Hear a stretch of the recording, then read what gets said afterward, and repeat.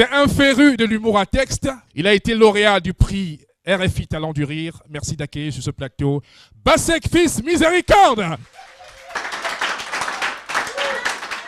Dans le domaine de l'humour moderne, c'est le public qui joue et l'artiste n'est là que pour vous guider. Ce que beaucoup ne comprennent pas, c'est pas nous qui jouons, c'est vous. Ça veut dire si le sketch est raté, c'est vous. S'il est bon, c'est moi. D'accord? Alors bonsoir. Très bien. Vous savez, c'est la frousse que je chassais. C'est pas très facile de jouer devant un public comme vous. Hein. C'est pas facile. Quand on ne vous trompe pas, c'est parce que nous sommes des comédiens. Parfois, on a peur. Mais il y a un proverbe africain qui dit « Celui qui a la diarrhée n'a pas peur de la nuit. » Aujourd'hui, je suis le diarrhéique, je n'ai pas peur de vous. Le spectacle que je vais faire ici tout à l'heure, je l'ai hérité, n'est-ce pas, de mon grand-père. Mais permettez-moi de vous dire que le spectacle que je vais jouer ici, c'est une espèce de RDPC.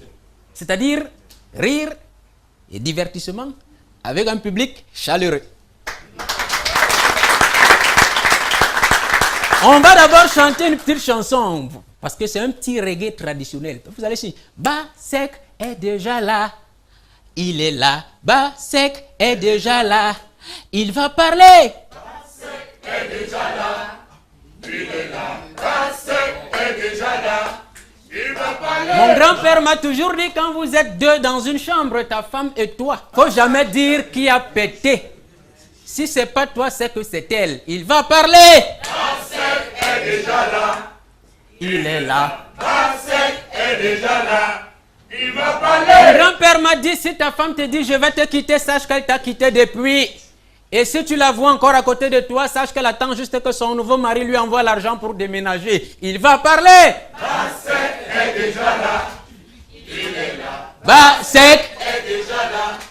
Il va parler. Il y a 3 ans, ma femme m'a quitté. Elle est allée rejoindre son prince charmant qui vivait du côté de l'Europe. 2 semaines après, elle m'appelle, elle me dit, chérie, pardon, c'est dur. Est-ce que je peux revenir à la maison? Je me suis mis à rire. Je lui dis, tu es mature. Elle me dit, tu ris alors que j'ai les problèmes. Je lui dis, non, je ris parce que tu viens de comprendre que le tourisme est différent de l'immigration. Bassek est déjà là. Il est là. Bassek est déjà là. Il va parler. Est-ce qu'il y a les femmes ce soir dans la salle? Oui. Très bien. On dit que l'amour est aveugle, les femmes, c'est faux. Il faut toujours mettre des lunettes optiques avant d'aimer un homme, les femmes, compris? Car il est écrit, mieux vaut rater un baiser que de baiser un raté. Il va parler. Bassek est déjà là. Il est là. Bassek est déjà là. Nous sommes en train de faire un grand bond vers l'émergence. Mais je crois que pour qu'on soit émergent, il faut qu'à côté du terme émergence, on enlève l'expression horizon. Parce qu'on a dit qu'on serait émergent à l'horizon 2035. Il faut qu'on enlève le mot horizon à côté d'émergence, car à l'école primaire en géographie, le maître nous a toujours dit que l'horizon était une ligne imaginaire et lointaine qui recule quand nous on a... Est-ce que ça va? Très bien.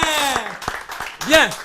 Je ne sais pas si l'école que les Blancs nous ont apportée était vraie ou fausse. Ensemble, nous allons trouver des réponses. Ça, je ne sais pas. On nous a dit à l'école, en géographie, que le soleil se lève à l'est et se couche à l'ouest. Ça veut dire que, quand on dit que vous vous levez à Douala pour vous coucher à Yaoundé, où est-ce qu'on doit vous apercevoir le lendemain à votre réveil? À Yaoundé. Mais comment se fait-il donc tous les jours quand on nous dit en géographie que le soleil se lève à l'est, se couche à l'ouest, mais le lendemain matin, je le vois toujours venir du côté de l'est? Je crois qu'on devrait nous dire sagement que le soleil découche. C'est vrai. Prenons le cas des sciences sociales. On nous dit en sciences sociales, l'alcool est dangereux pour la santé. Pourquoi quand les gens sont assis dans un bar en train de boire, ils se disent toujours à ta santé, mon frère? Non mais c'est terrible. Prenons le cas à l'école, on nous a dit, l'alcool est interdit en milieu scolaire. Je suis d'accord jusque-là. Mais quand vous regardez les panneaux publicitaires qui écument nos villes à la veille des rentrées scolaires, vous verrez les panneaux sur lesquels on a mentionné, les brasseries soutiennent l'éducation en offrant des bourses aux meilleurs élèves. Vous pensez qu'un enfant qui a eu la bourse de la brasserie à son tour ne doit pas être reconnaissant? Non mais soyons sérieux. C'est pour cette raison que moi je dis souvent aux gens, il est mieux qu'on nous laisse boire le vin. Franchement, parce que j'ai constaté d'après mes recherches académiques que le vin avait 2 principales propriétés. La première, c'est que le vin a des propriétés microscopiques. C'est-à-dire quoi? C'est-à-dire qu'il nous permet de voir ce qu'on ne peut pas voir en temps normal. Je vais vous expliquer. En géographie, on nous a dit la Terre tourne autour du Soleil. Très bien. Qui de ses yeux de chair a déjà vu la Terre tourner autour du Soleil? Mais s'il vous arrive de boire 10 bouteilles de bière, vous n'avez pas 3 minutes pour vous rendre compte à l'intérieur de votre tête qu'effectivement la Terre tourne autour du Soleil. Alors, Deuxième propriété du vin. Le vin a des propriétés d'assujettissement. Ça veut dire quoi? Ça veut dire que si vous voulez exploiter des minéraux tels que l'or dans un village quelconque, n'allez pas signer des conventions administratives, elles vont vous perdre le temps. Allez offrir aux populations riveraines à boire. Je vous jure, dès que les mecs auront bu, ils vont vous dire, gars, dès que tu finis leur fouille, là-bas, il y a souvent le diamant de l'autre côté. Ma femme passe le temps à me dire, chérie, tu bois trop l'alcool. L'alcool rend malade. Est-ce que vous avez déjà appris un jour que l'alcool a donné à quelqu'un la typhoïde, la bilharziose, le choléra? D'où proviennent ces maladies? Alors,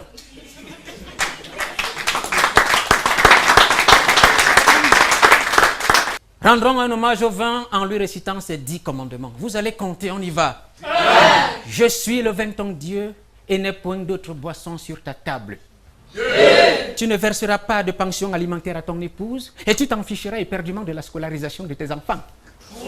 Tu boiras, urineras correctement dans tes vêtements et tu passeras la plupart de tes nuits dans les rigoles. Tu bastonneras sérieusement ta femme et tes enfants au cas où ils essaieront de t'empêcher de me louer. Tu vomiras partout où besoin sera dans la maison, puisque ce n'est pas toi qui devras faire le nettoyage. Tu ne convoiteras pas d'autres boissons, eau minérale, jus de fruits naturels, car moi, le vin ton Dieu, je suis un liquide jaloux. Tu continueras à me boire, même si je te détruis foie, poumon, estomac, pour te soulager, tu prendras de temps en temps un peu de cigarette. Tu ne feras pas de faux témoignages vis-à-vis des ulcères d'estomac, des arrêts cardiaques et des cirrhoses de foie que je vais t'infliger. Tu diviseras ton salaire en 4 et tu me consacreras les 3 quarts pour l'avancement de mon royaume. Tu seras l'objet de mépris, de moquerie et d'injures dans tout ton voisinage, mais tu devras rester fort et persévérant car on est persécuté quand on boit.